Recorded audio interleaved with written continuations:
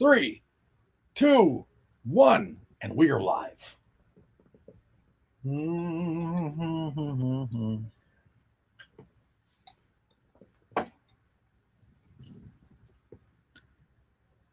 Well, tonight I'm riding a black unicorn down the side of an erupting volcano, and I drink from a chalice filled with the laughter of small children. Welcome to the December 2021 Voltaire Video Newsletter. I'm going to switch over here to comments so I can see who is joining us here at the Lair of Voltaire. I see we have Natasha Richardson and Ashley B. and Brittany Blanco and Brendan. Very nice to see you, Brendan, old friend of mine. Daniel, very nice to see you, Daniel, all the way from Mexico. Jennifer and Katie and Raya. Raya, are you the same Raya that I met in St. Louis? Because I just met a Raya and her lovely fiance, or was it husband? I don't recall. Husband or fiance? Her partner. Very, very handsome young gentleman. And I found the note that you left me in my merch. It was very, very kind, very sweet of you guys to leave me such a pleasant note. So thank you. Hello, Raven. Hello, Yuki of Cats and Crepes. And I see Sean has joined us. And who else is here? Lexi's here. Vanessa's here. Edie's here. John is here. Raya. Your husband. Okay. Yeah, he was a very handsome young fellow, and you were both very, very sweet. It was very nice to meet you both. I am, of course, talking about the show I just did in St. Louis, and they had a table directly next to my merch booth, so we did a lot of chatting. My blankie smells like syrup. I don't know what to do about that, Edie. Was that Edie who said that? Oh, Cats and Crepes, I think, said that. No pigtails, Voltaire. That is correct, because I finished dyeing my hair. If you follow me on the Instagrams, you will have seen a really distressing video of me announcing that I was going to be doing a live video newsletter today, and I was dyeing my hair, so I look like old dirty bastard. Because see these gray parts? I don't want them to be black. I want to look like Doctor Strange. I want to look like Mr. Fantastic. I want to look like Vincent Price. I want to look like Dracula. All my life, I've wanted for my hair to go gray, but only there, nowhere else. And I got lucky. That's really like kind of the only place it's really going gray. So when I dye my hair black, I have to kind of preserve those parts, and I do it by putting them in rubber bands, and I look ridiculous, but it works. Wayfaring Goblin, would you ever tour Australia? I have many times. I've toured Australia many times, but I stopped because it's really expensive for promoters to bring an American artist to Australia. And then if a lot of people don't come out, they lose their shirts. And so we did one last one. It was called Riding a Black Kangaroo Tour. It's a few years ago. Hey, I'd love to tour Australia again, but there's got to be a demand. So when there's a big enough demand, we will do it. When is that happening? I don't know. Maybe when Black Labyrinth comes out, but we'll see.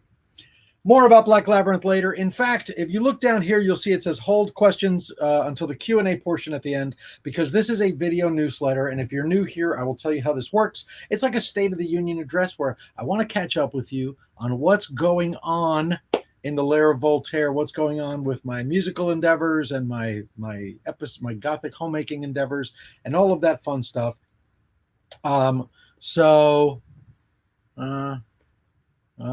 Okay. Well, I just had to pause to read this one. Voltaire, I'm doing an assignment for my Spanish class, and my Spanish professor is enamored with you. She thinks you're really interesting. Tell her I said hi. The Blood Phoenix. Hi, Voltaire. It's Dark Raven. Yes, I noticed that you changed your name on social media. I'm glad you're back. Nice to see you. By any other name, you would be as sweet. I think I'm pretty sure I just plagiarized Shakespeare. In any case, the way that these things work. Oh, and there's Barb. Hi, Barb. Hi, Valeria. Hi, Anna Lovecraft. So the way these things work is that I'll tell you a little bit about what's going on in my life. And we typically start with, where am I playing near you? Upcoming shows. I've written myself a little note. Here are my upcoming shows. I will not be able to see any comments while I read this. So please hold your questions. Hold your questions until the end.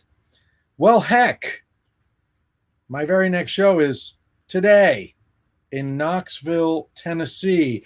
I am performing at the Concourse in Knoxville, Tennessee tonight, technically Saturday night at the Concourse. I think I said that. And after I performed kind of early, I don't remember the time, 8 or 9 or something like that. And immediately after performing, the local goth night happens. It's called Temple. All of the wee ones, like anyone under 21, I think, has to leave the building. And then there's lots of dancing until the wee hours of the night. But do come out to the concert if you're old enough. Stick around for Temple. I know I will. I always do. So hopefully I'll see some of you tomorrow in Knoxville. That is the last show of 2021. But already started booking 2022, and I've got some shows lined up. Recently, I've gotten some requests for a New York City show. You're going to be happy to know I'm performing January 8th in New York City at the Red Party. I believe that's at Mercury Lounge. It usually is. And that show's probably 21 and up because I think Mercury Lounge is 21 and up. But hopefully, some of you who have been requesting a New York City show will be able to see me in New York. And then in February, I'm working on an Arizona date, but it has not been confirmed. So I'm still holding out on that. Also in February 26th, I'll be in Jacksonville, Florida at Bold City Con. I don't have a lot of details about that soon, but I hopefully will at some point. And if you go to voltaire.net/calendar, all the details that I do have will be found there. City of Shadow Seas, thank you very, very much. Good luck with your musical career. Friday, so that's February. That's what's going on in February. So far, the only one confirmed is Jacksonville, Florida on the 26th. In March, I have, for the very first time in many, many, many years, a non-Dragon Con Atlanta show. So for those of you who email me, and there's several of you who do, who say, I really want to see you in Atlanta. When are you going to play in Atlanta? I say, I play in Atlanta every single year at Dragon Con.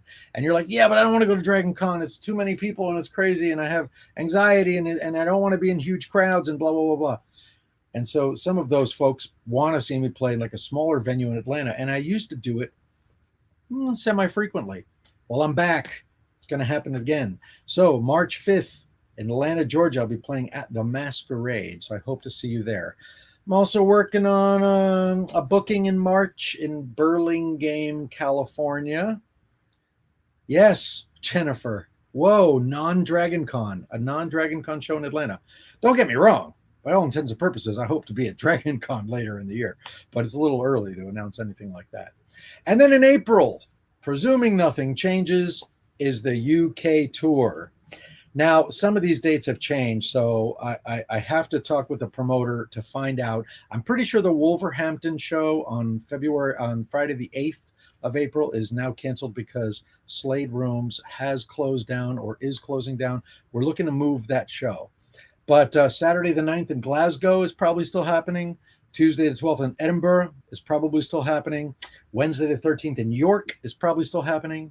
Thursday the 14th of April in Manchester is likely still happening. Friday the 15th in April in Bristol, and Saturday the 16th in London. The venue has been changed from Colas to something else, but it will be announced in the next week or so. So fingers crossed, hopefully, if everything goes well, I will finally be able to do that UK tour in April. And then in June, I've got a show, Sinister Creature Con in Sacramento, sometime in June. And that's all the news that's fit to print about upcoming shows. So that's what's going on with upcoming shows. I'm going to be adding a lot of shows, as you might expect, in 2021. Barb says Doug Jones is slated for that Jacksonville date. I did see that. I was very, very excited. And I hope that means I get to see my old friend and say hello to Doug Jones. And hopefully I'll see you guys there, Brad and Barb. And Saruvo, thank you very much for the very, very kind donation. It is greatly appreciated. Now, questions have to be held because I do want to get through the news before we get to the Q&A. We always do a Q&A at the end. City of the Shadow Seas did send something, and I wasn't able to look at it because I was reading dates, but I'm going back now. Hey Voltaire, I'm an aspiring musician. I play guitar, ukulele, piano, and tongue drum. Not sure what that is. And I sing. I write my own stuff. Just did a bar gig last night. That's really amazing. Good luck. It is a rough occupation, but you know, if you love it like I do, it's really, really great when you make some money, and it's still kind of cool when you don't. That's the beauty of doing what you love for a living, is that it is kind of its own reward. Now, of course, we all want to live indoors and eat regularly, so it helps if it pays so that you can leave your day job and just focus on what you're passionate about. I wish that for everyone. I really, really do. I wish that for everyone. If everyone in this world was just doing what they love and exclusively what they love, just think of how much happier everyone would be. So I can tell you from my perspective, there's a tremendous amount of struggling and a tremendous amount of sacrifice involved to get to that point. But I believe in you, and I know you can do it. Oh my God, this reminds me of the time I went to a con in Niagara Falls and accidentally cut the entire line waiting to see him. Oh dear gosh. Hey Voltaire, my girlfriend is making a Nightmare Before Christmas themed set of decor for her holidays. Figured it would be up your alley. Awesome. It's really cool. I do love the Nightmare Before Christmas. Although I typically have a rule here at the Lair of Voltaire: no licensed characters, no big license anything. You know, so I try to decorate the lair with things that are not from movies, because my philosophy, and it might be silly, and this is just for me, okay? This is not a rule for anybody else. This is just for me. But I want people to walk in here and be like, does a vampire live up in here? Like a real life vampire? You know, I want people to walk in and think that like a vampire lives here, not like a fan of vampire movies, which is why there's no like posters of, you know, The Hunger and stuff like that, which is also cool, but just not really my thing. Speaking of decorations, let's jump into what's happening for Christmas here at the Lair of Voltaire. I guess merch and Christmas, right? Well, the two kind of go hand in hand. But I want to show you, this is one of the most exciting things I have done recently. And it's the latest item in the merch, what's a good way to feature this? Maybe like that. I want you to be able to see the curly boot, the curly toe. This is not a Fluvog boot. Some people seem to think when they saw the photos. You did a great job at the Boston Cafe Show in October. My family had a great time, including two of my children, Fallen Toriella and Monarch Chara. Thank you, Arissa. Thank you very much. And thanks for coming out to the Boston show. So this is the Lair of Voltaire Christmas stocking. Where can I really show you the whole thing? Maybe, what if I go like this? That's a little bit better. It is made, first of all, it's huge. It's like 2 feet tall. It is made of a wonderful velvety material. And then as you can see here, this is my hand-drawn Bats and Beasts print. I designed this myself. The lighting in here isn't really doing it justice. This is a really rich red. It's a really, really rich red, but it seems a little washed out in these blue lights. And then up here, it has like an embroidered V, like my little V logo. It's got some lace. It is really, really fantastic. And it's already got some presents in it. Already started stuffing this one with stuff from Mayumi. Woohoo! Woohoo! There's another one. There's another one. Wait, hold on. There's one more. What could that be? That's so obvious. That's obviously bubble gum. It's obviously bubble gum. In any case, so these stockings are available in my web store. I just jumped into the live stream, so I haven't put any links down below, but I will immediately after we're done. So you can get these. If you don't want to wait, you can go to voltaire.net/store. Voltaire.net/store. And you'll be able to find these. Now, check this out, because this is not the only color that it comes in. This is Bloodbath Red. And like I said, I assure you, it's a lot redder than that in real life. It also comes in Dark Side Royal. Is that purple? It is purple. Dark Side Royal Purple. And again, in real life, this is very, very purple. But here, because we're under purple lights, it's just looking kind of gray. Which brings me to the gray one. This is the gray one. This one is the Haunted Mansion Gray. So the Voltaire Gothic Christmas Stockings from the Lair of Voltaire come in Bloodbath Red, Dark Side Royal Purple, and the one that's apparently Mayumi's. Which one? The Bloodbath Red. I've been putting all your gifts in here. Good. So I guess that's yours. That's mine? Yeah, I guess so. Which one is going to be yours? Gray, probably. Okay. I mean, I don't know.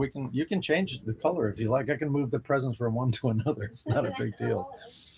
Toast Beers. More surprises with the guitar for you and Yumi. Always surprises at the Lair of Voltaire. Now, I told you that I was starting to put Mayumi's presents in there, in the Gothic stocking, but some of them do not fit, which gives me an opportunity to show off some of my wrapping paper. So this print. It's kind of hard to see because it's kind of a small gift, so you don't see the print repeating too much. Where's the best way to show you this? Oh, there we go. That's kind of cool. You can see it there. This is the Aurelio Voltaire Crest in Winter Palace edition, the Winter Palace edition.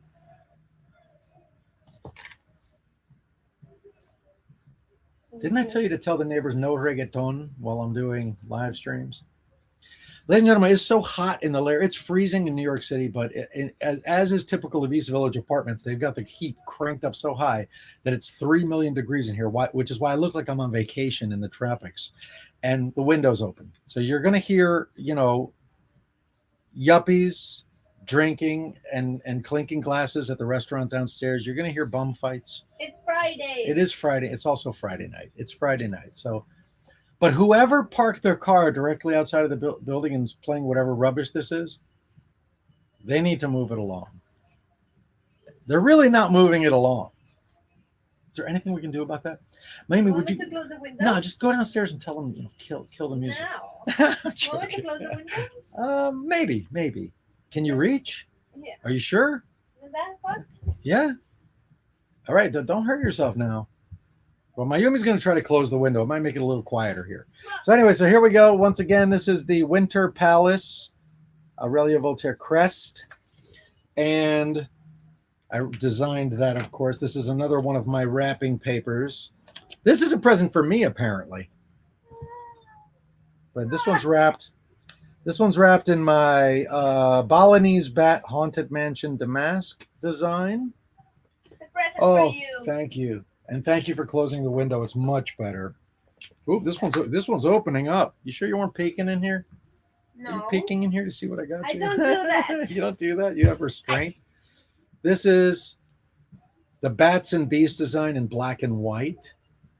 It is still loud as can be. I think it's that guy. Which guy? The one that always has. Oh, that idiot? Yeah. Oh. There's a guy in our neighborhood who is just a moron, and he brings his boombox out into the street and plays it like as loud as he can. And I'm not joking. Sometimes 3 a.m. He's just kind of an idiot. Well, he has fun.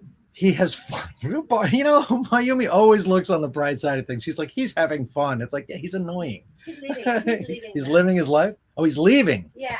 I want him to live his life. I want him to live his best life somewhere else. Barb, thank you very, very much. 1313. 2 of my favorite numbers together. Where were we? This is, let's see if I can get a better shot of this. Can I get to focus? Bats and Beasts in black and white. These are all wrapping papers, as you can probably tell. And this one, oh, what could this be? This present came today. Yay. Yeah, look at that's a big one. That's a really big one. It's a doll. It is not a doll. Yeah, it is a doll. Yeah, it's a doll. It's a giant eating, pooping doll. It is not an eating, pooping doll. This is a children's show, honey. You can't use words like pooping. It's a joke. And it's not a children's show. Everybody knows that. In any case, this design, I think it's called Skulls and Filigree. Skulls and Filigree. This was one of my first designs on Society 6. And that's where all of this wrapping paper comes from. It comes from my Society 6 store. So what could this be? Where I got that. I know what all of these are. Well, I don't know what this one is. This one's for me. I don't know what that is. That one will be a surprise. I know what that is too. I know exactly. She can't shake that one because she. It says I have no presents for Orville. We do. Orville doesn't get He's anything. gonna get a present. Is he? Yes. Brenda, thank you very much for the super sticker. Thank you, Jennifer, for the 666. Greatly appreciated. So that's what's going on right now in the Lair Voltaire. There's a lot of, we're starting to put up our Christmas decorations very, very slowly. Christmas stockings just went up. Don't forget to get yours at voltaire.net/store. The presents are starting to get wrapped. There's not going to be a lot of presents this year, but they are going to be very beautifully wrapped. All the wrapping paper comes from my Society 6 store. I will eventually put a link down below. And I could tell you a million other things about. Oh, you know what, honey? Would you be able to pass me the candle, the Which scented one? candle? La que está ahí. La que está ahí mismo. What? The penultimate most La que recent está- item. This one? Esa. The Esa burn? Yes, well, it's been used. It's loved. It's been loved and used. Yeah. Well, it's all right. It's too It dark. doesn't look very good, does it? Because I've been like burning it pretty bad. Yeah. You want another one? It smells really We good. have though. another one. Well, here's the base. This is my Black Labyrinth Forest of Shadows candle base. These are available in my web store as well.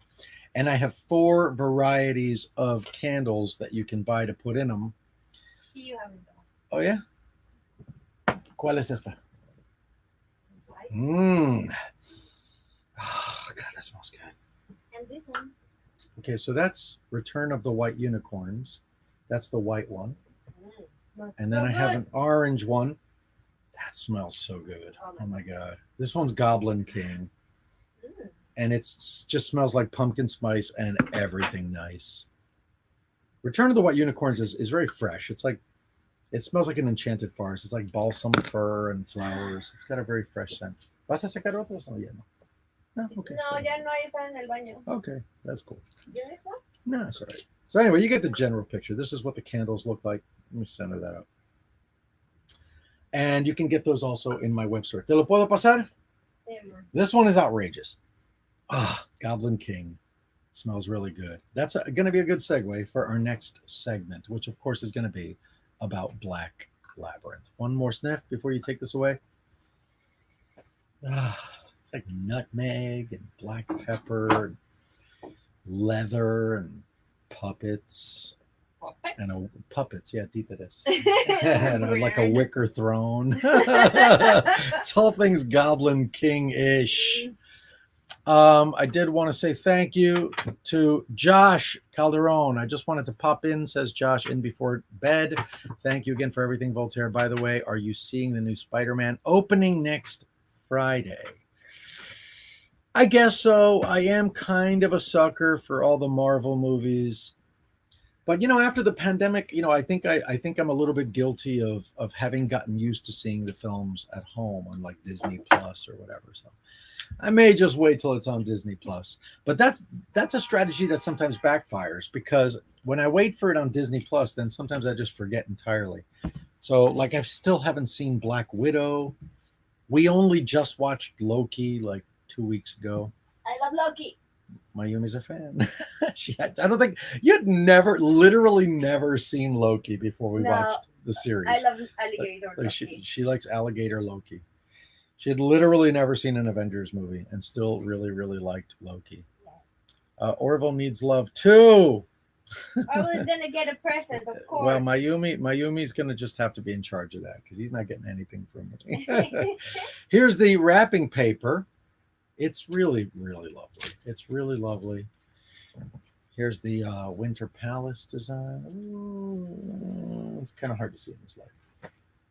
And Haunted Mansion Damask. Batman loves this one. This is Batman's favorite. But in any case, so like I said, that kind of covers what's happening with merchandise here at the Lair of Voltaire. And that brings us, with the Goblin Can't. Ooh, I did a terrible wrapping job. They look good, but everything's kind of opening up and falling apart. Maybe I need better tape. Incidentally, I was thinking next year, there was no time to do it this time, but I was thinking next year it'd be really cool to create like a Gothic gift wrapping kit. And it would be like a coffin shaped box. And inside would be like several different wrapping paper designs and maybe some spooky ribbon and some tape and some bows. And you'd be set for all of your Gothic gift giving needs. Be able to wrap a present. Because, it's kind of, I find it demoralizing. When I want to, if I wanted to wrap a present and I went to the store to buy wrapping paper, it's nearly impossible to find something that isn't, in my opinion, garish.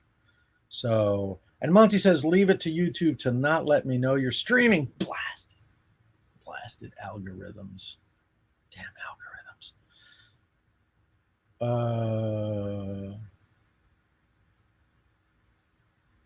Okay, I'm sorry. I'm just trying to read some of the comments as I go along. I know I always say, hold your comments to the end, hold your questions to the end, and we'll get to them. But I can't help but to read this. I can't help it. I hate feeling like people are, being left hanging. The Grand Cultist says, I had gotten my candles today, actually. They're super nice so far. Cheers for all the memories. I'm so delighted. Thank you for your purchase. And, every one of your purchases helps me make art, which is ultimately why I'm alive and why I'm here. And it's what I really, really love doing. And once again, that brings us to Black. Sorry. Yeah, you okay? Yeah. You have a cold? No. It's not that Omicron thing, is it? No. Okay, just checking. So deadpan over there. You're very deadpan tonight. You know that? What's that? Deadpan. Mm-hmm. This is my life, folks. This is what our conversations are like every single day. It goes like this. I say something, and she says, "What's that?" And I say, "Deadpan" in Spanish. In Spanish, that's rostro sin expresión. Rostro sin expresión. Why? Es cuando alguien como dice un chiste, pero como de una manera, like the delivery is very serious. I was serious? Yeah, well, you're very deadpan today. No, I'm reading the comments. Oh, she's reading. She's busy reading the comments. Vanessa. I'm talking about Nenucos with Morrigan. Mira, deja los chismes fuera del video. It's not, don't gossip during the video. Gossip privately over there in the corner. I lost my Patreon due to being strapped for cash when I got sick. I still need to send you the triple bats and moon from Ross. Oh, yeah, you did mention that, Vanessa. There's no rush, so take your time. Don't worry about it, honestly. Don't let that be something that hangs over your head, causing you stress and anxiety, because we'll get to it someday when you're ready and when you're feeling up to it. There's no rush. Black Labyrinth. What's going on with Black Labyrinth? Well, for those of you who are new to Black Labyrinth, it is an unofficial sequel to Labyrinth that I'm writing. It's a 20-song musical. I've so far recorded 17 of the 20 songs and they exist in some form of undress. Like only one of them has no drums. Only one of them is me strumming a guitar. All the other ones have drums and bass, and some have full orchestras, horn players, string players, a choir, backing vocalists. And what you may or may not know is that a lot of the musicians recording on the Black Labyrinth, since it is, after all, a tribute to David Bowie via the Goblin King, a lot of the musicians on Black Labyrinth are David Bowie's longtime contributors. So now some of you already know some of that. Some of you may remember the drummer is this fellow right here on the left, Mr. Sterling Campbell. Sterling Campbell has played all the drums on Black Labyrinth so far. Sterling Campbell used to be a member of Duran Duran. They are really having the time of their lives out there tonight, aren't they? It's Friday. It's Friday night. It's like this, you know what? It's like this every Friday night here. It's like this every Friday and Saturday. And sometimes Thursday. Sometimes Wednesday's like this too. Sunday can be like this. That's why we only ever make Gothic homemaking videos like after midnight on Monday. No joke. We literally only film them after midnight on Monday, because any other time of the week, it's way too loud. I cannot wait to live in a place that doesn't have all this noise. Do we have a place like that in mind? Hmm? Do we have a place like that in mind? A place to live in sometime soon that is not going to have all this noise? Oh yes, we do. We might. They're gonna be a different kind of noise. What kind of noise is that? Oh, cabra? Okay.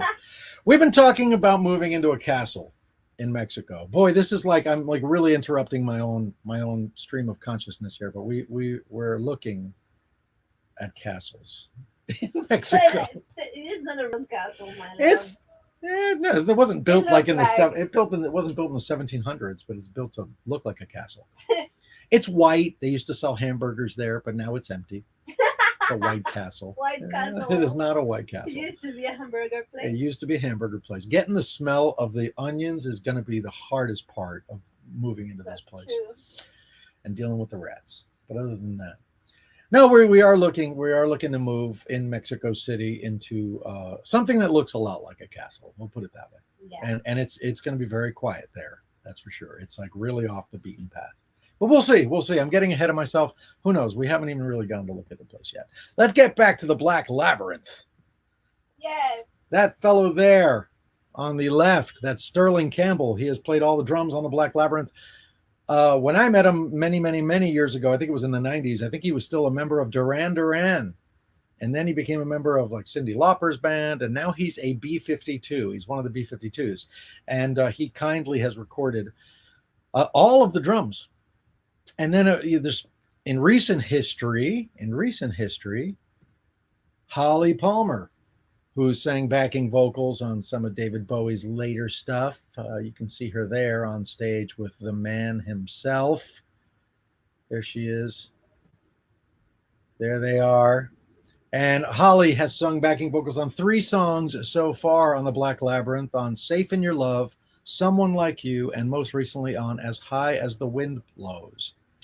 Recently, we also went into the studio with Jerry Leonard. Jerry Leonard, one of David Bowie's guitarists, played with him on many albums, and Jerry played on Safe in Your Love. We will be seeing Jerry play live in concert here in New York City in just a couple of days, so we're very excited for that.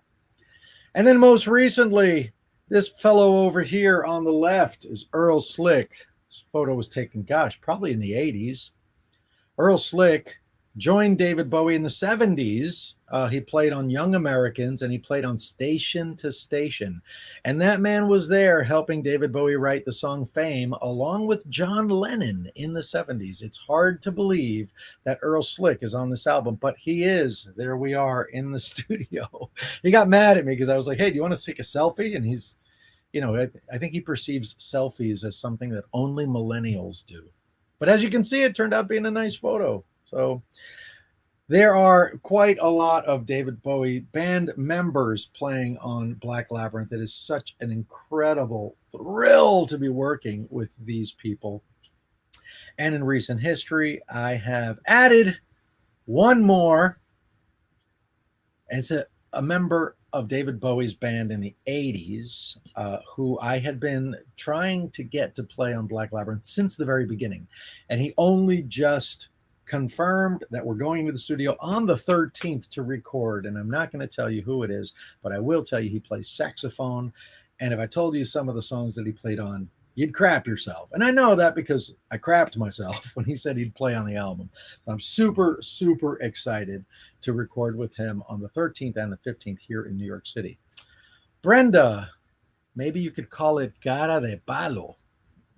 Deadpan, cara de palo. What do you think? Don't call me cara de palo. Brenda, ¿por qué le enseñas esas No, cosas? pero es que no se llama una persona cara de palo. Es como el método de enviar el chiste es cara de palo. You know, it's like the delivery is deadpan. Okay. This is all day long here at the Lair of Voltaire, ladies and gentlemen. We use Google Translate. Obviously, I speak Spanish and she speaks English, but there's a lot of slang and there's a lot of idioms that, you know, they don't translate, and so we end up having a lot of these types of conversations, and they're stimulating and interesting. And I can't tell you any of the ones she's taught me because they're all really dirty. Isn't that true, Mike? She's not paying attention. I'm sorry, my love. ¿Entendiste lo que dije?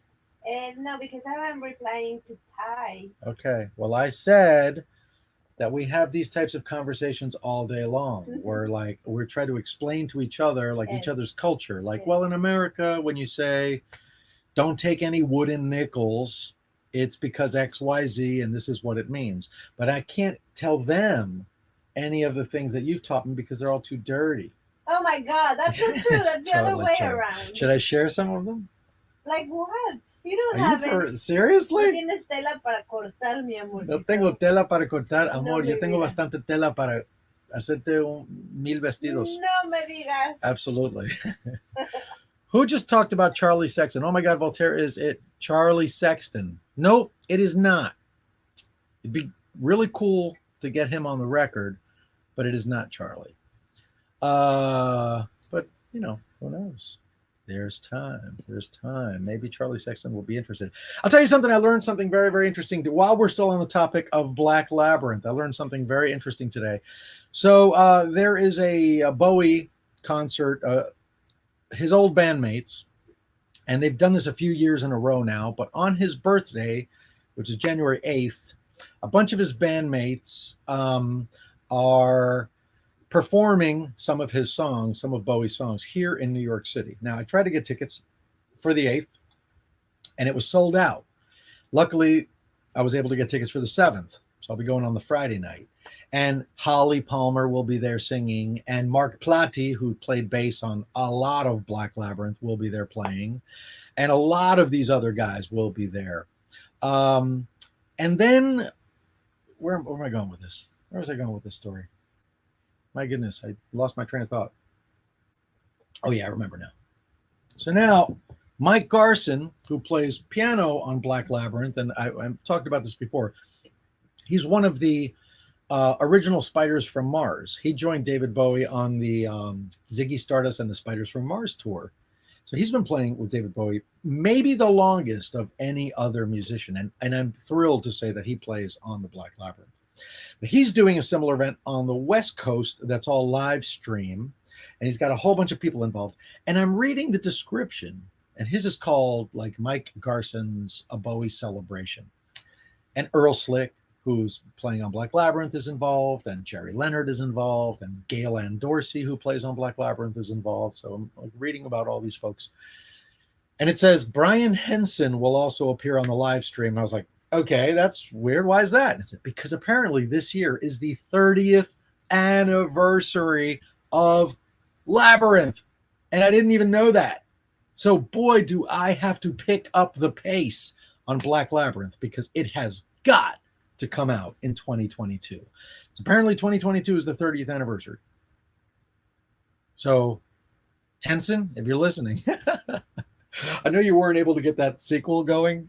This might be it. You can maybe just put out a film of Black Labyrinth. We'll just have your agents call my agents. And all I got to do is get an agent. All right. So now there was one last thing I did want to tell you about Black Labyrinth before I continue, and that's going to be that I have added another illustrator to the Black Labyrinth book. You may recall that there is an illustrated book that comes with the Black Labyrinth, or that will be available alongside the Black Labyrinth. This is a drawing by Drea D. Art that corresponds with the song I Laugh in the Face of Death. It is sung in Zenobia's Spiderweb Tavern. And Drea did a lot of these drawings. She did that one. She did the one for Safe in Your Love. She did the one for A Song for the Goblin King. And the song, one for What Will We Do, one for Little White Lies. But there's also Erin Horrors, and she drew this one. This was actually the very first illustration done for the Black Labyrinth, and this was illustrated by Erin Horrors. Erin also did this one for the very first page of the book, which is called The King is Dead. But now there's a new artist in town who is working on the Black Labyrinth, and her first contribution is for the song The King of Villains. And I just think it's so wonderful. And she's presently working on her next page, which is for Keep On Moving.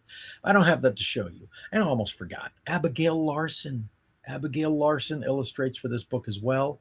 That's her illustration for As High as the Wind Blows.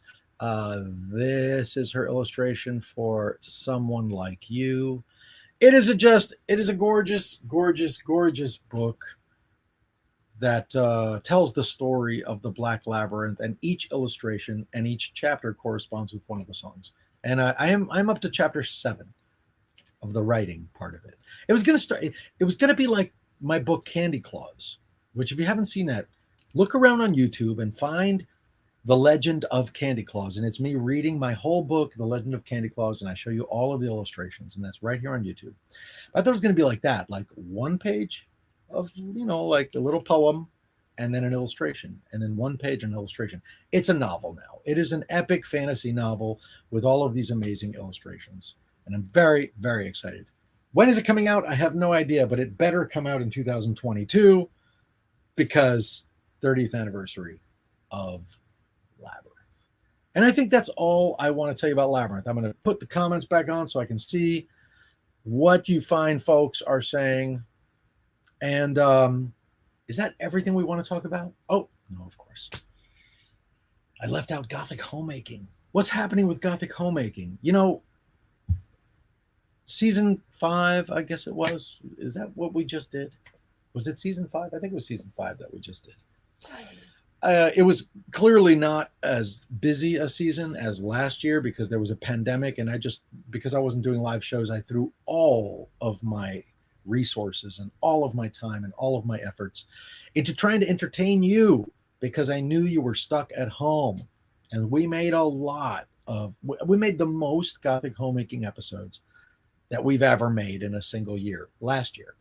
This year, between Black Labyrinth and between the shows coming back, it's been a little harder to keep up with Gothic Homemaking. So I think there's only been 10 episodes this year. I can't promise you anything, but when I get back from the show in Knoxville on Sunday, we are going to start decorating the lair for Christmas. And I'd like to show you that. I'd really like for you to be a part of that. Last year we put up a tree and we made decorations, and there was a Christmas special that was the most ambitious Gothic Homemaking episode I think I had ever made. That was last year. I should have called it a Tim Burton Christmas. If I called it a Tim Burton Christmas, it probably would have gone viral. I didn't. I called it something dumb because I can't help my dad jokes, and I called it like, I don't know. It was like a play on a Christmas Carol. It was like a Cryptmas Carol. Like nobody but me would appreciate that stupid title. So it didn't get that many views. But it was. Can you rename it? Huh? Rename it? Can you rename YouTube videos? I don't know. That might be a little sleazy. I don't know if that's. Release it again. Release it again? Yes, with a different name. I don't know if I can do that. Rithian Black says, oops, just lost you.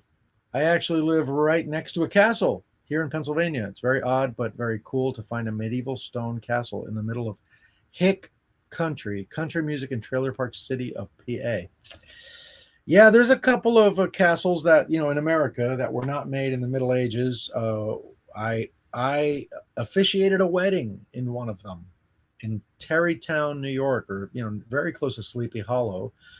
The wedding of Brian Viglione, drummer Brian Viglione, and Olia, his wife. And we accidentally showed up there. Mayumi and I, we went to go see Sleepy Hollow last year or the year before. I think it was the year before. And we accidentally ended up at I walked into this castle. I was like, hey, we're going to stay in a castle. And I got there and I was like, this place looks so familiar. And I realized, I officiated a wedding here. And that place is really quite cool as well. There's a few castles around the place. But in America, I just can't afford a castle in America. I might be able to afford a castle in Mexico. Maybe. If I sell enough of these stockings. So don't hesitate. Order now.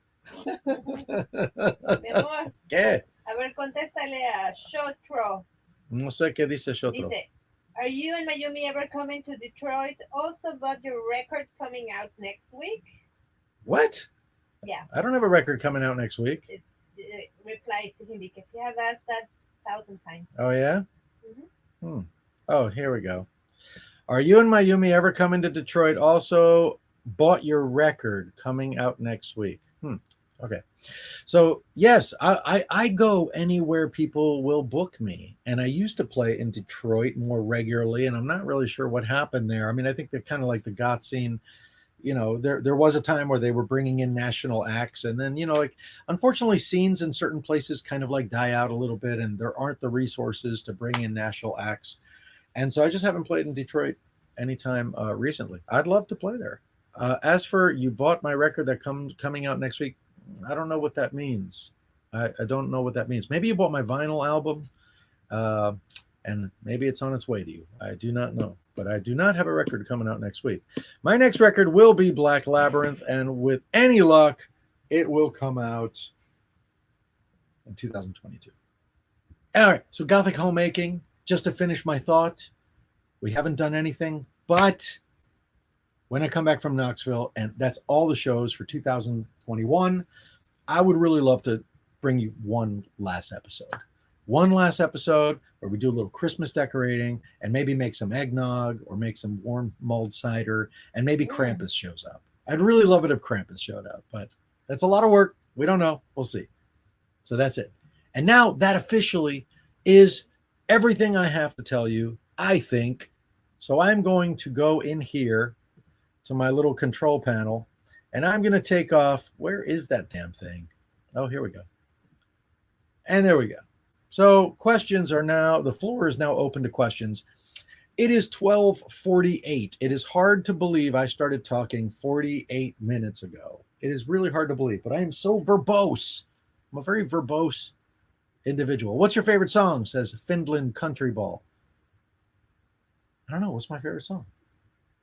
The one you are composing. Which one?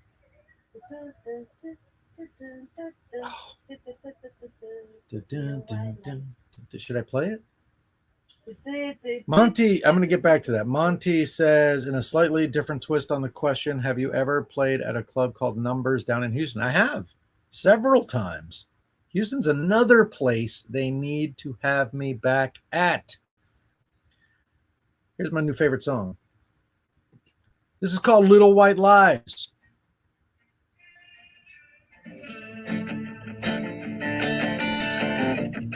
Is it bad if my new favorite song is one of mine? And I think that, I'm assuming that's what you mean. Like, what's your favorite song of yours?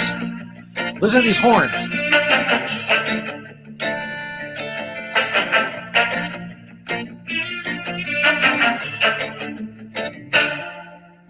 Do you think, like me, would you turn and walk away fast? If I told you from whence I came and all the sordid details of my inglorious past, I'd tell you why I'm afraid. Would you leave me for dead, or would you come to my aid? If I don't tell you some pretty words, should I keep you coming my way? I never meant to lie, but there are things we do. Say to get by, little white lies, and small surprise, how big they grow in size.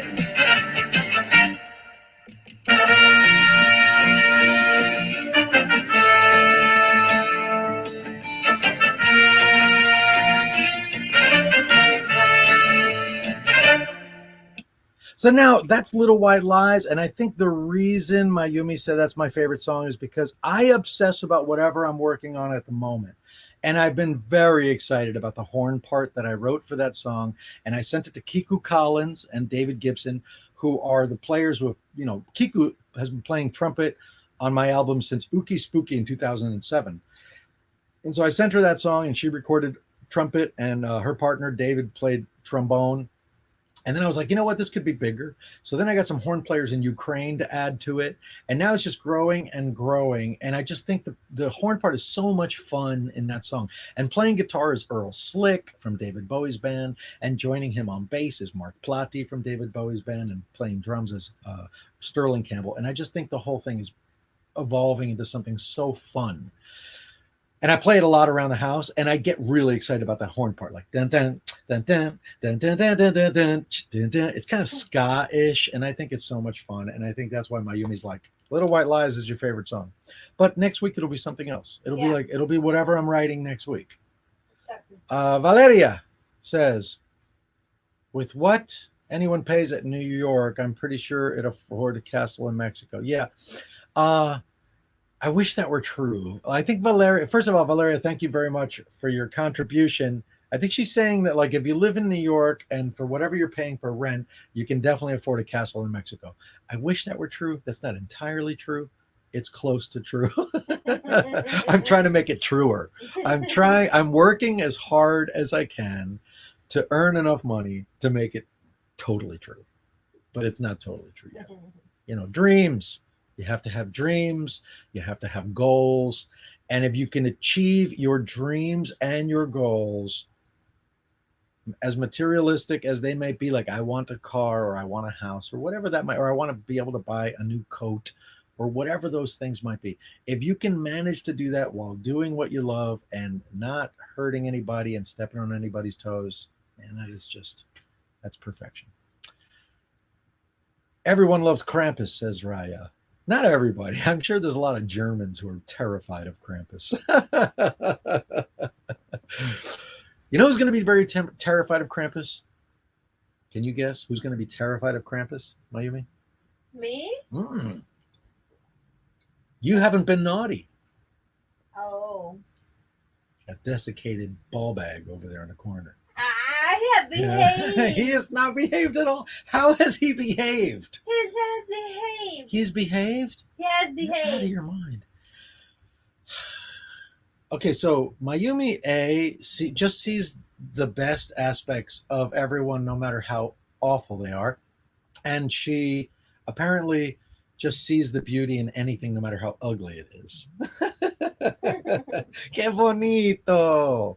Oh my God. Who else have we got here? Favorite song is Placed Between Two Worlds. Oh, okay. Any plans for a musical collaboration with Mayumi? Well, Mayumi and I sang a duet called Chupando. Chupando means sucking in Spanish, but it's not what you think, because in Mexican slang, chupando means drinking. You know, like if you're drinking from a beer, it looks kind of like you're sucking from a baby bottle, and that's probably where chupando comes from. And we did a parody of the Enrique Iglesias song Bailando, which means dancing, but it's called Chupando and it's about vampires. So it's called sucking / drinking, and it's about vampires. So you can kind of fill in the blanks. And we sang on that together, and that is readily available anywhere music is downloadable or streamable, and you can hear it right here on this channel. In fact, we made a video of us singing it. So go look that up. And then, of course, in the future, we will be collaborating. Mayumi will be singing some of the vocals on Black Labyrinth at some point soon. And when we do the Spanish album, I think she'll be doing all of the backing vocals on the Spanish album. I haven't mentioned that to you yet. I hope that's okay. It's okay. Okay. She says it's okay. So, yeah. Be well and blessed Yule to you, Mayumi and Orville. By the way, she's trying to get my heart to grow 3 sizes. I have that problem with barbecue sauce, but yeah, she's just as sweet. When are you and Mayumi getting married? Says Diana Dolph. Who? When are we getting married? I don't know. I'm going to say definitely before 2030. Yeah, maybe.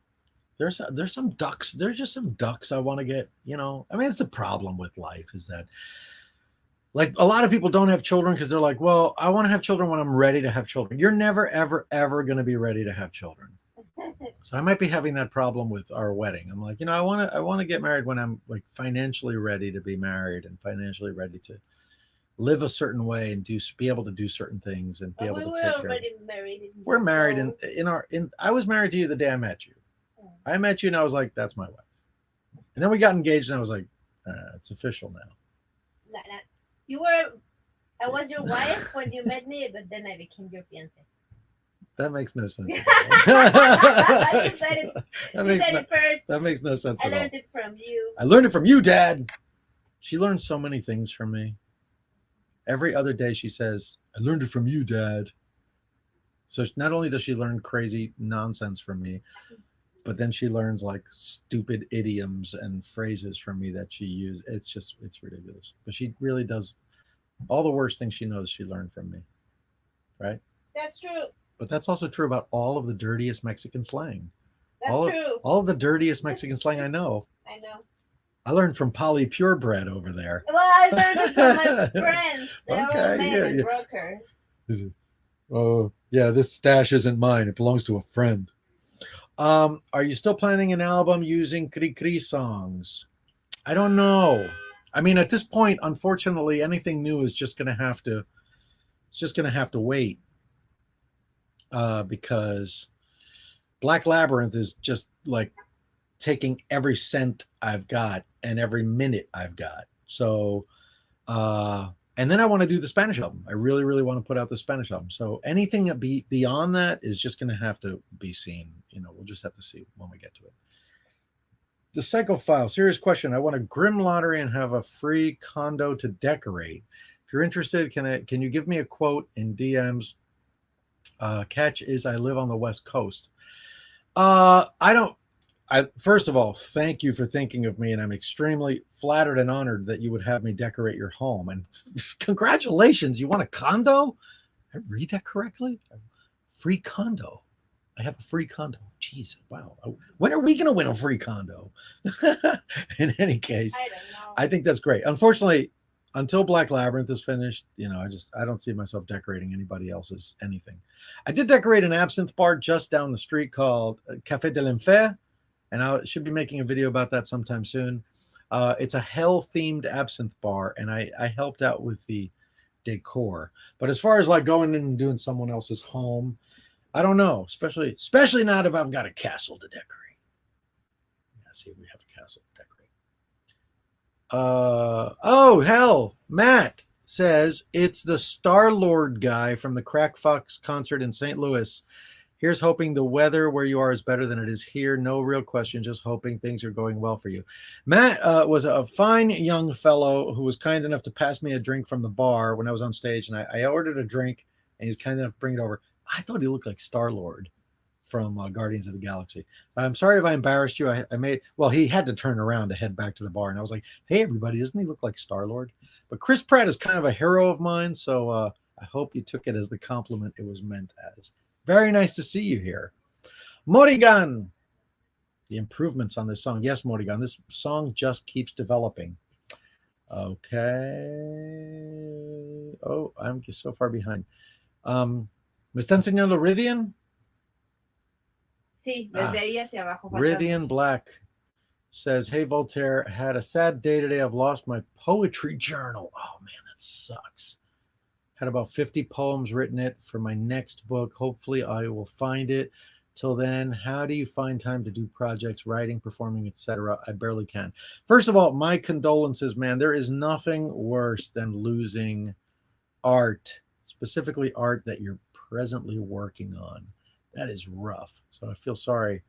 My heart really goes out to you on that one. I have sketchbooks and I have, my laptop and my hard drives, and man, I have lost things like that, and it's hard to take. So my condolences. How do I figure out what to do every day? I just wake up and do what I have to do that day, and that sometimes gets in the way of what I want to do. Like if I'm working on Black Labyrinth, and then all of a sudden, the folks that make my my merch like this, they call me up and they're like, hey, that thing that we're working on right now in the factory, like they need you to hand paint a sample to send to them ASAP if you want that to come out in January. I have to drop everything and I have to hand paint a sample. ¿Dónde están los esqueletos? ¿Está ahí? ¿Atrás de ti? Atrás de mí. ¿A cuál esqueleto? No, los esqueletos pequeñitos. No digan lo que son porque es un secreto. Ah. El you know what. Yeah.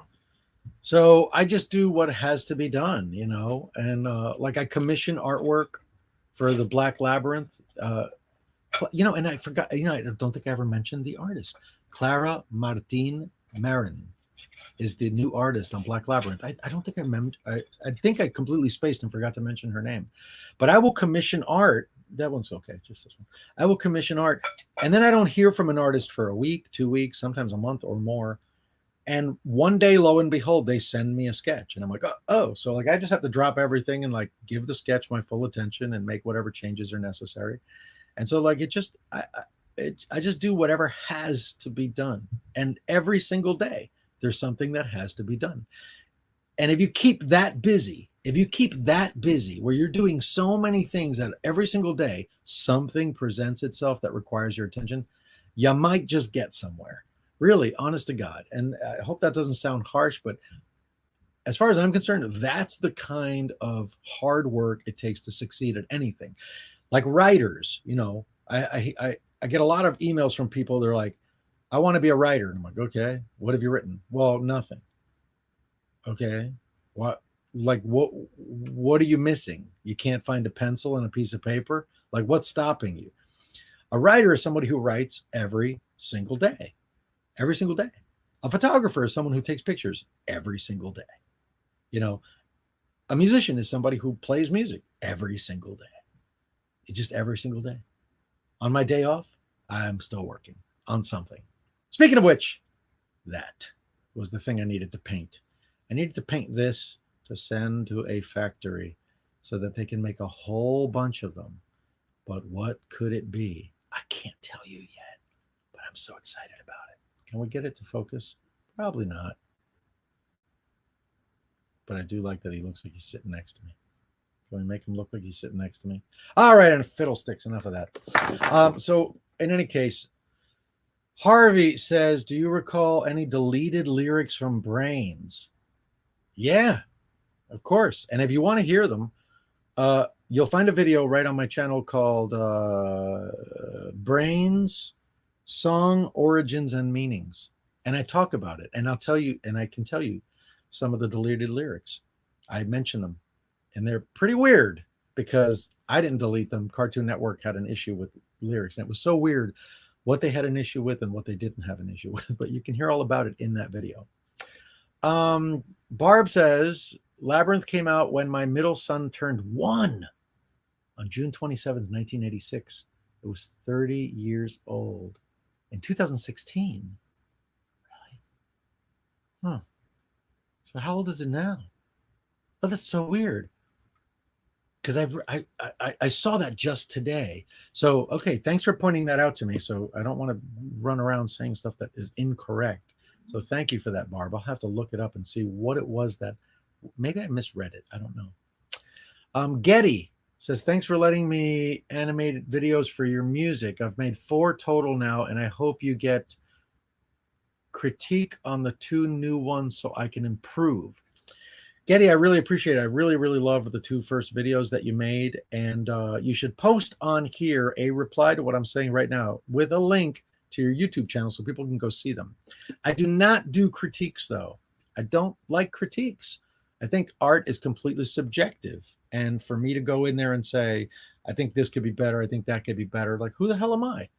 In 1976, I heard rap for the first time. And you know what I said? I said, this won't last past summer. You know, which just goes to show I don't know a damn thing. I don't know a damn thing. I'm not the one to critique the video. If you make the video and you're happy with how it came out, that's it. If other people are happy with how it came out, that's awesome. But I don't believe in critiques. Meza says, I just want to say you're a huge inspiration when it comes to your music. I've written a story based off a lot of your music just for fun, as well as created characters that are related to you as well. Awesome. Thank you. I am honored. I love that. I love when that happens. You know, art in and unto itself is wonderful and beautiful and fun to experience. But when people take the art and it inspires more art, oh, that is such a thrill. That is so great. I really, really love that. So I'm really, really happy that I've been able to inspire you in some small way. Oceanic Ding says, are you planning on coming back to NOLA in 2022? I have a gift box I was supposed to bring, but I was too excited and left it at home. I mean,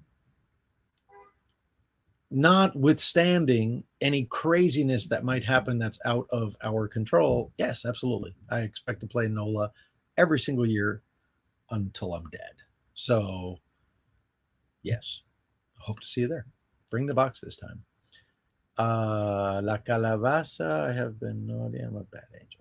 Okay. Brandon says, I wish I could make a living of stuff I like. Unfortunately, there's not much of a place for writers like me around. Well, you know, Brandon, there's no such thing as around me. We no longer live in a world where it matters where you live.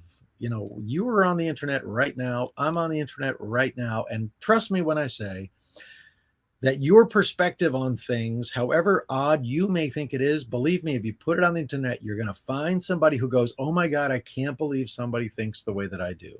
And that is kind of the glory and the wonder of the internet. So Brendan, my advice to you is work on your writing, put your writing out there for people to read. There's going to be some people who are not going to like it. They don't matter.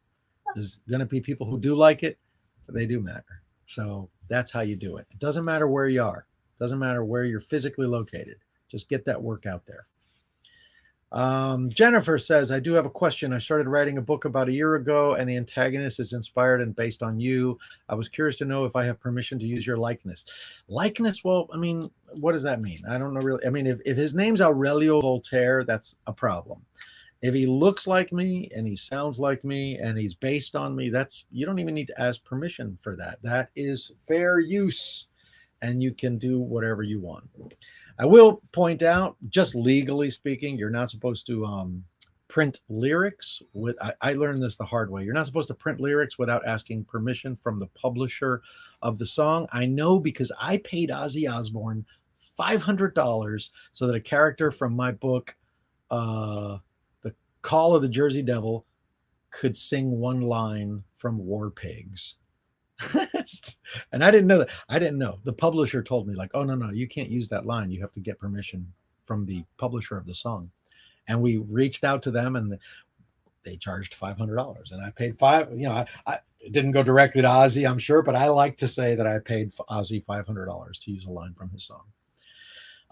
But yeah, other than that, if it's inspired by me or anybody else who's living, as long as you don't use their real name, I don't think it's a problem.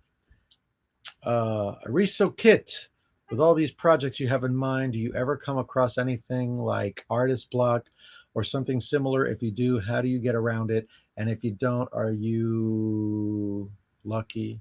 All right.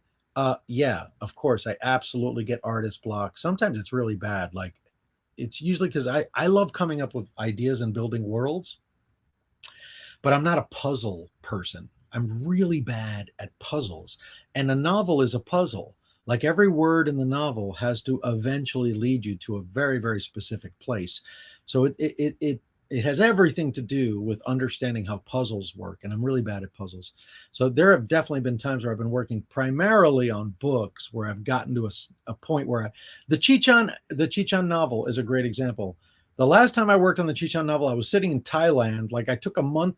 I just thought, if I get myself away from everything and I sit like in a jungle or on a beach somewhere, I'll be able to focus on this. And I sat in Thailand for a month, and I was stuck because I hit a point where I suddenly realized that I had built this whole story, and I got to the middle of the story, but there was this founding block, like a foundation block, that I hadn't figured out. And then it suddenly, like, none of the story worked without figuring out this very important thing.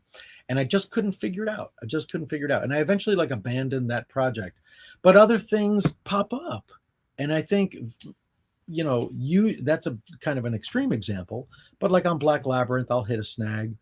But then I'm working on something else. I have live shows, and I'm, making designs for Society 6, and I'm drawing characters for the book, and I'm doing so many other things that by the time you return to that project, you've worked out that kink. So that's an experience that I have more often than not.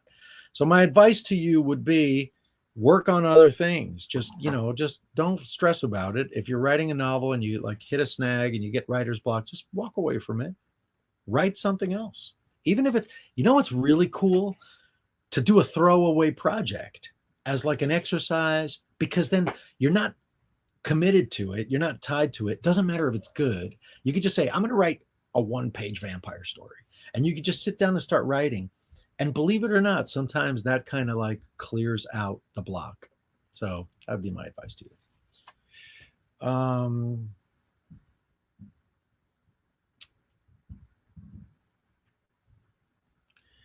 Can you please play Chupando when you visit Arizona? Maybe. I don't know. I think it'd be better if I played that song if Mayumi was around, because it's much more fun when we play it together. So, well, no, maybe if she's there, we'll do it. Oh my God, you should go a goth Cavella cover together.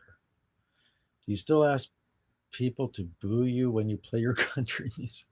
I don't remember most of what I say when I'm on stage, so I really don't. So I guess I'm just gonna have to assume, Jesse, that I used to tell people to boo me when I played my country music, but I like my country music. I like it too. Oh, you're very kind.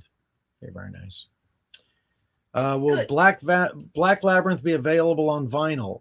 Black Labyrinth is more likely to be available on vinyl than on any other format, simply because every other format is like dead or dying out. Like CDs are selling so slowly that it doesn't make any sense to make new ones when they run out. Like, honestly, used to be able to sell like 1,000. If I made a run of 1,000 CDs, like in 3 months, 4 months, they were gone. Now 1,000 CDs last like 3 years. So it's kind of a bummer. What, like, Raised by Bats just sold out like a couple months ago. And I'm like, do I make more?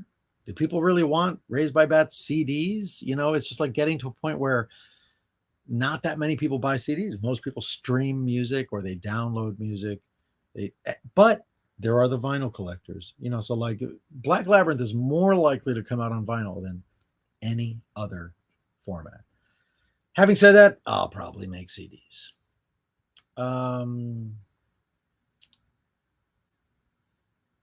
Facts.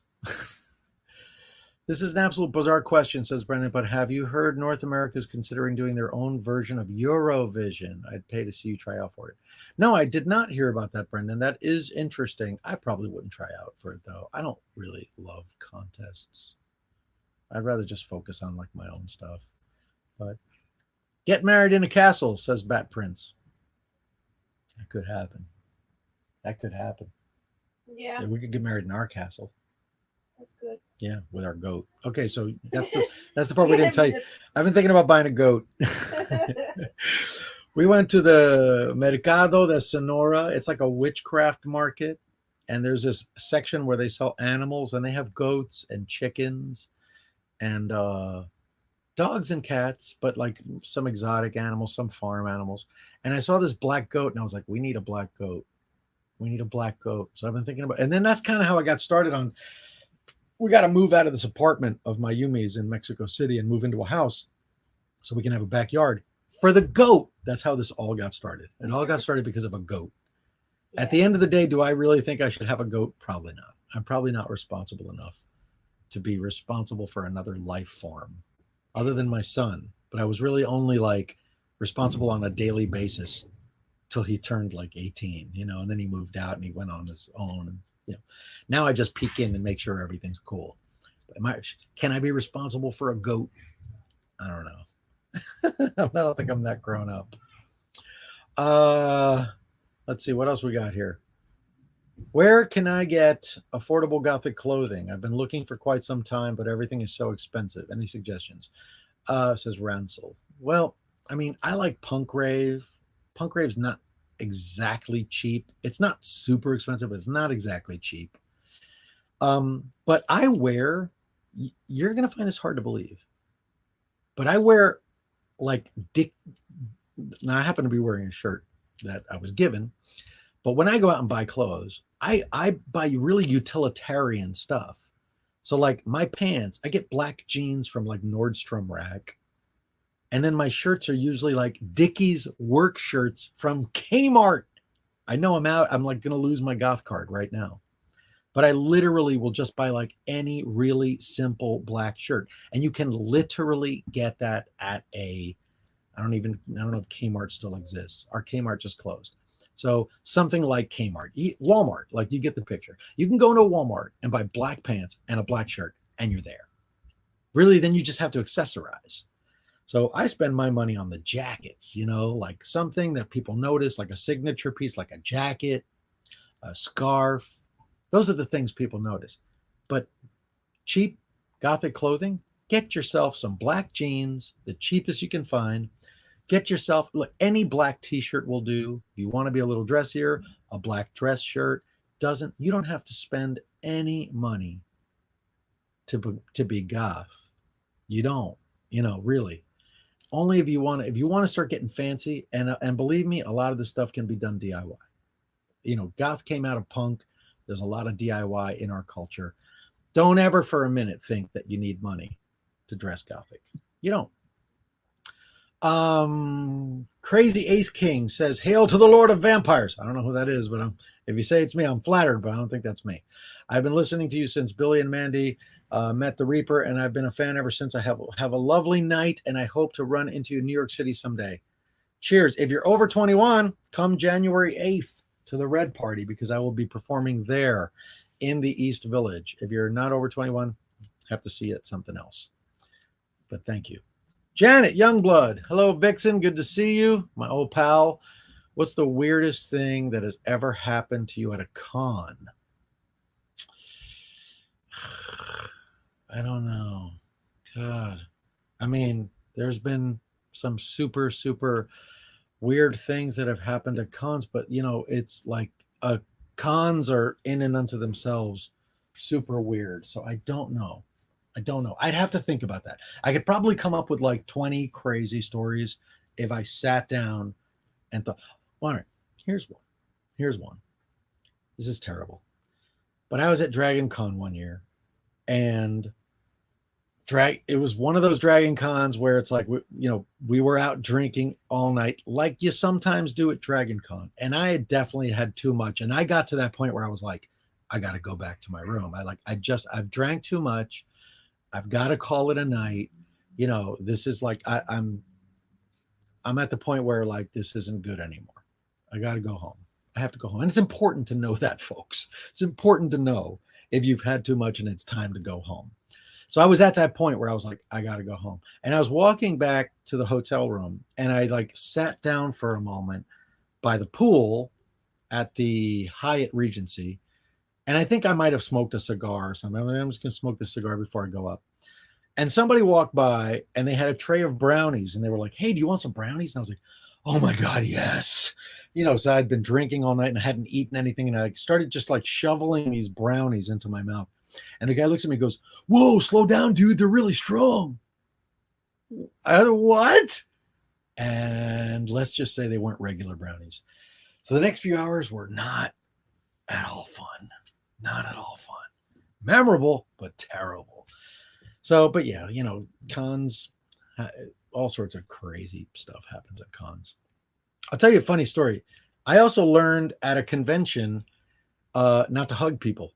So I used to hug people all the time, and I always thought, like, what could possibly be more loving and a better way to like show that you care about someone than to give them a hug.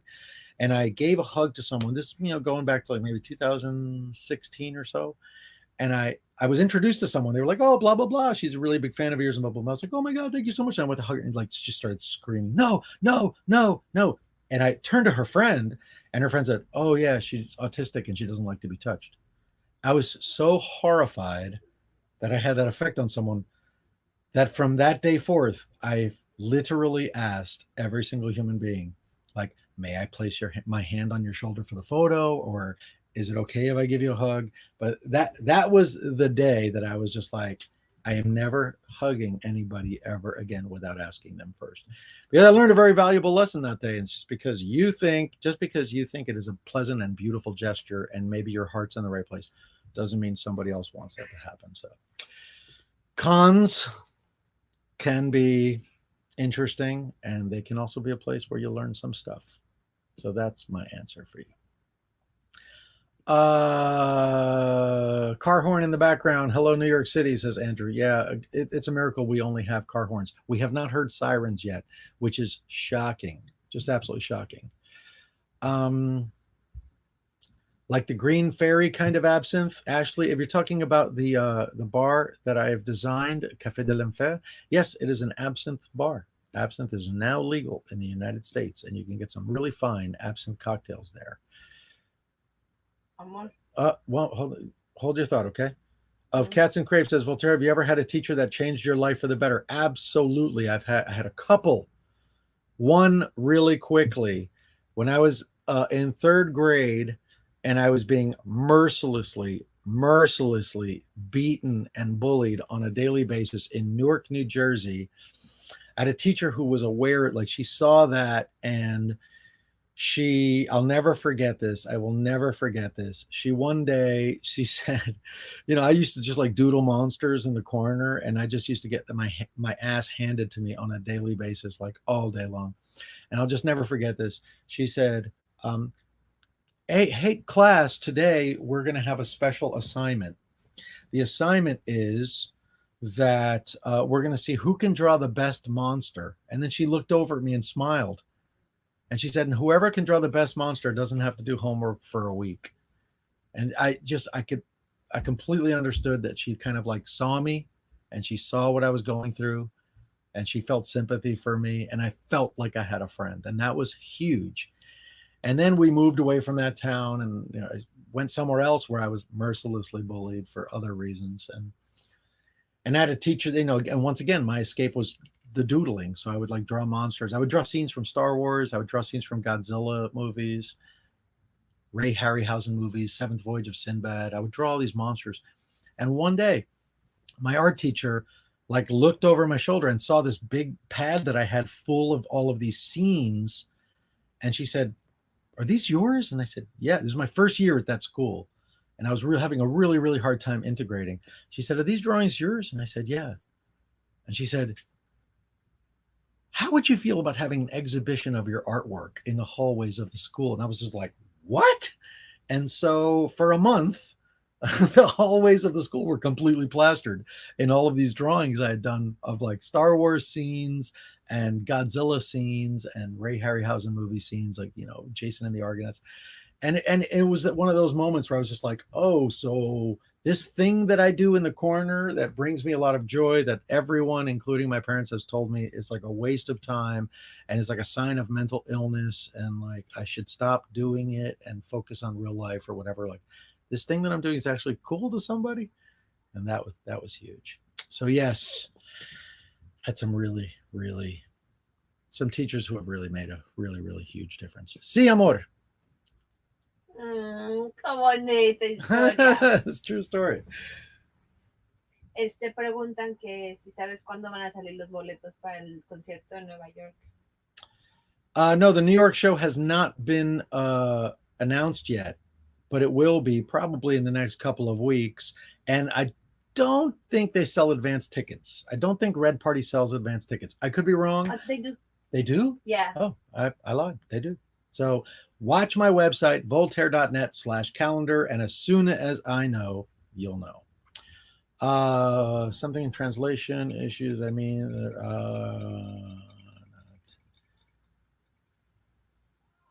yes. So Valeria is saying that, yeah, rents in New York are really high. That's true. And gentrified Mexico is not that much cheaper. Like I looked at first at like trying to find a place in Roma or Condesa, and they were like the same prices as New York City. So Mexico City, there are some deals. There's no question about it. And if you get outside of the city, you'll do much better. But inside of the city, there are places that are just as expensive as New York. Amor, ¿cuándo vas a tocar en México, la ciudad? No, so I do not know when I'm going to play in Mexico City, but definitely 2022. We just got to figure out when we're going to be there. Yeah. And then we'll plan it for then. But soon. But soon? Yes. Okay, we'll try to make it soon. The Blood Phoenix says, any chance for another New York City show? Yeah. Sorry, because I'm just catching up to like comments that have probably, I mean, this comment is literally 20 minutes old. That's how far behind I am. So yeah, New York City show, January 8th at the Red Party. Toast Beers, when your cigar box gets there, will you play it? Yeah. Well, I don't know.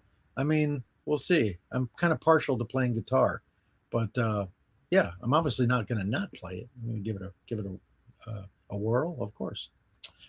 Not to worry, his name is Vincent. Hey there, possible show work for Montana. Possible shows in the works for Montana. No, nobody is, literally no one has ever been interested in booking me in Montana. Who asked that? Oh, John Smith. I'd love to play Montana, but I've just never been asked, and I don't know anybody there. If you do, have them reach out to me.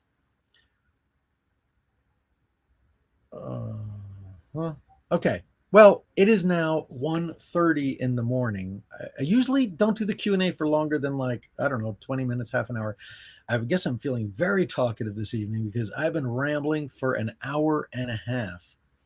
Um, uh, Ty says, are any of your print books, out of print books, going to go back in print? I'd have to say probably not. My guess would be if anything that I have that's out of print is probably going to stay out of print. I don't know why. That's my gut feeling. I'm still waiting for the Chichan novel, says Morgan. Me too. Still got to figure out that writer's block issue with Chichan. I'm looking at returning to Chichan after Black Labyrinth, so we'll see. Neil Gaiman had the idea for the Graveyard book decades before he wrote it, so he could build his writing skills. Interesting. Tiger Stripes. Very interesting. What's your favorite song? Phantom of the Opera? Probably Music of the Night. Well, Phantom of the Opera or Music of the Night. Those are my two favorites. Do love that musical. Lauren says, I want to see the Lair of Mayumi. Maybe when we do Gothic Homemaking South of the Border edition. Yeah. Hi, V from Brad. Hi, Brad. Oh, yeah. Okay. His tag is his name, Alien Weirdo. Do you smoke? Asked Brittany. I smoke cigars occasionally. So, yeah, no cigarettes. I think cigarettes are gross. I smoked cigarettes for decades. Don't get me wrong. I smoked cigarettes since I was 12. And then I quit. And now they smell so disgusting to me. And it's so weird because like I smoke cigars, and cigars have a very strong smell that a lot of people really, really hate. But what I've noticed is that cigars smell like burning tobacco leaves. It is like, it smells like a burning plant, whereas cigarettes just smell like chemicals to me now. And there's something like over 100 additives that they can put in cigarettes. I think there's very, very little tobacco in a cigarette. I think it's mostly just like chemicals at this point. So smoking in general, probably not good for you. But smoking cigarettes is probably worse, in my opinion. Vanessa says, please do a makeup line like an eyeshadow palette. That might be in the works. That might be in the works. Do you have any plans for concerts next year, specifically in LA or San Diego? When was the LA show? LA show was July. So yes, I'll definitely be back in LA in 2000. Really? Yeah. Cool. Yeah. I mean, the LA show was July, right? August. Oh, the past. Yeah, we went in August. Mm-hmm. So within a year, I'll be back there. All right. Hello from Denver, says Starlow. Thank you. Thanks for joining us. We are winding down here because it is super late and I have a flight literally tonight. I am leaving for the airport in about 2 hours. I still need to get ready to do that.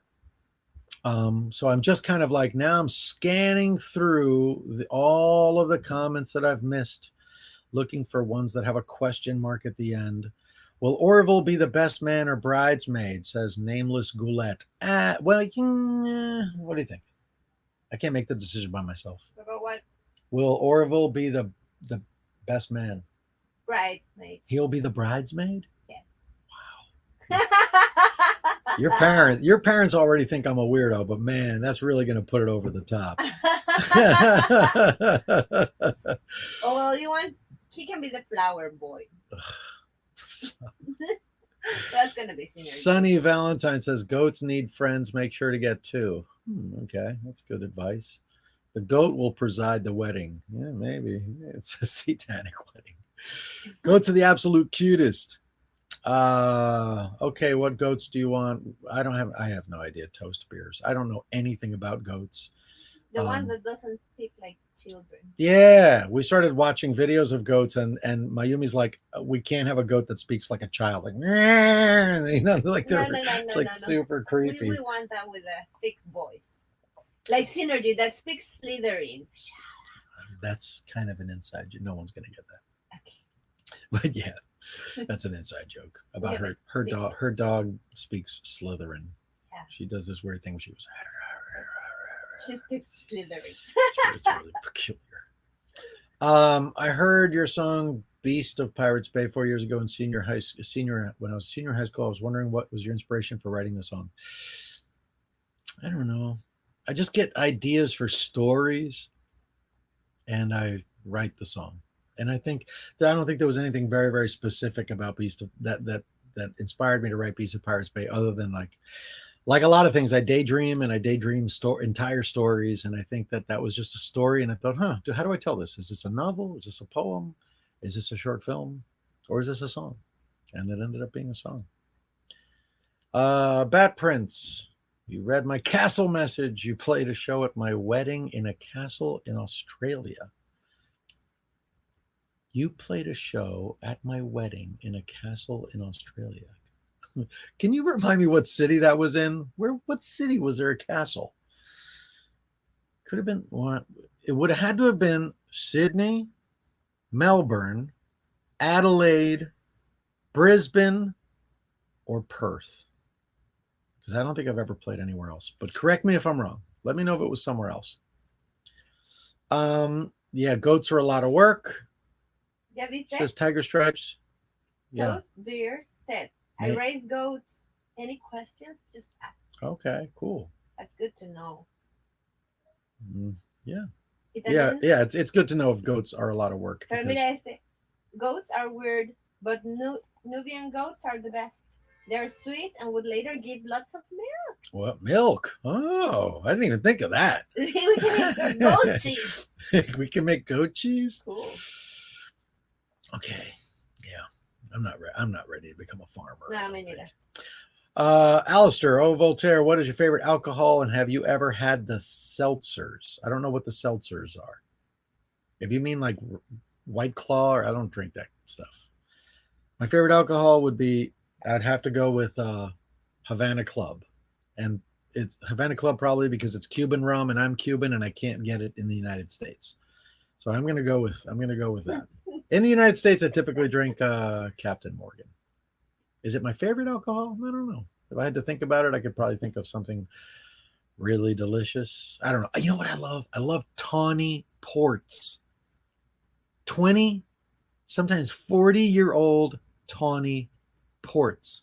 And I like Madeira even better. I don't have a favorite one, but I do love those. That's how you know you're getting old.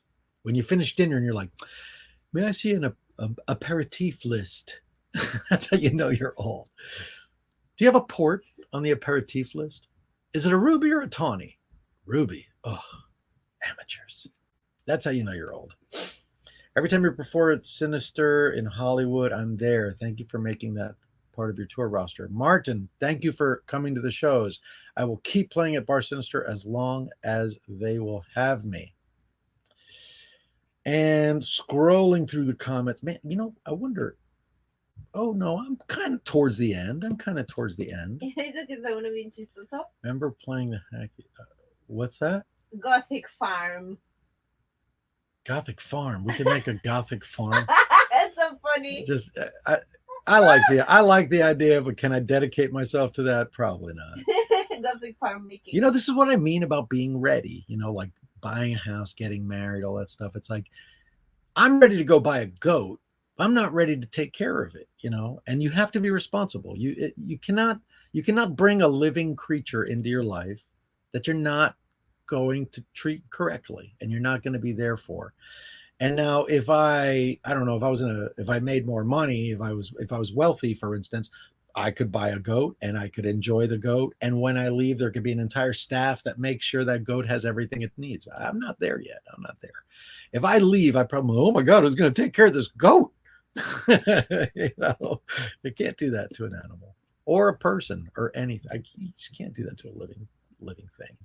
You got to, if you're going to make that contract, you got to be able to fulfill the contract on a daily basis. And are we reaching the end here? Well, first of all, as we reach the end, and I really should probably jump off and get to the making sure I have everything that I need for the show in Knoxville tomorrow. I do want to say thank you so much to everybody who tuned in. Thank you for keeping us company, Mayumi and I. We really enjoy the live stream and we enjoy reading your comments. I'm sorry if I missed your question. It is unfortunately physically impossible to get to every question. I wish there was a way to make it possible for me to be able to read every question and answer every question. But unfortunately, I just don't know of a way to make that physically possible. Danny says, would you be willing to offer advice to those of us building our own lair? Yeah. Go back to episode 1 of Gothic Homemaking and just watch all the episodes. Is that glib? I don't know. Is that self-congratulatory? I don't know. Is that mindless self-promotion? I don't know. But it is helpful. It really is good advice. Go back to 2016 and watch episode 1 and just watch all the way through. And I promise you, you will know so much more about what to do with your lair after all those episodes. Will you ever do a concert in Australia again? Yeah, I played in Australia many, many, many times.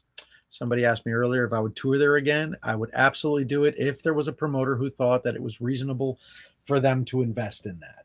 Because, the reason I stopped doing it is because it's very, very expensive to bring a foreign artist to Australia. And you got a lot riding. You got to sell a lot of tickets to cover those airfares and those hotels and all that. You got to fly from city to city. You can't really drive from Sydney to Adelaide, or from anywhere to Perth. So if there's a demand and if there's a promoter who thinks that it would make sense, I would gladly return to Australia.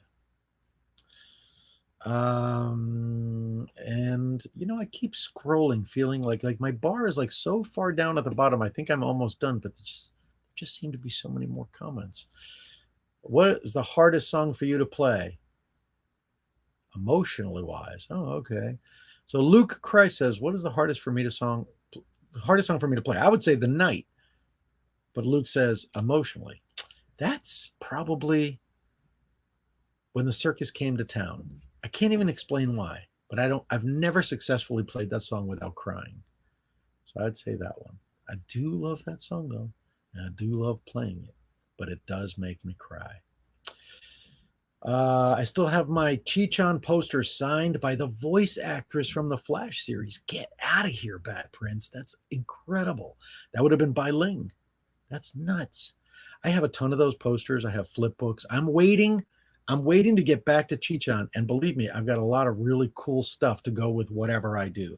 So if I put out a Cheech-on novel, I'm going to have posters to send out with it. I'm going to have flip books to send out with it. I'm going to have porcelain statues from Japan. I'm going to have a lot of cool stuff to send out with it. And that's why my storage unit looks like a mess, because I have stuff in there that I don't plan to do anything with for years. The last time I saw you was at Lovecraft. Wanted to thank you for being so kind to me. I was not in a good place mentally, and having a cigar really lifted my spirits and meant more than you know. Delighted to hear that, Taylor. Delighted to hear that. Rhea says, thanks for chatting with us, Voltaire. Have a great night, both of you. Thank you very much for tuning in. Thank you. And we'll see you next time. Certainly next time I'm in St. Louis. We'll see you in person. Hopefully Mayumi will be with me. You guys get to meet her as well. She's really lovely. Thank you. And I think we're going to call it a night. I didn't hit the bottom. Oh my God, there is no bottom. Ladies and gentlemen, I don't think I'll ever make it to the plane because there are so many more comments. So I'm just going to say goodnight. Thank you so much for watching. Thank you for caring. Thank you for watching Gothic Homemaking. If you want to be a part of the Black Labyrinth, supporting this incredible project that's full of David Bowie's longtime collaborators and some really, really great fantasy artists, find me on Patreon, patreon.com/Aurelio Voltaire. There's exclusive content in every single tier, but of course there is one tier where you literally get absolutely everything that happens with Black Labyrinth. I mean, there's literally people who have heard every note that's been recorded for Black Labyrinth so far. So come see me there. Otherwise, thank you again. And there was no, what am I trying to say? Video newsletter last November. So I'm so glad you stuck around to see the December one. And hopefully we will see you again in January. If you live near Knoxville, I'll see you there tomorrow night. Thank you, Brenda, for the super sticker. Good night, everybody. We'll see you next time. Bye-bye. One more. There's a button.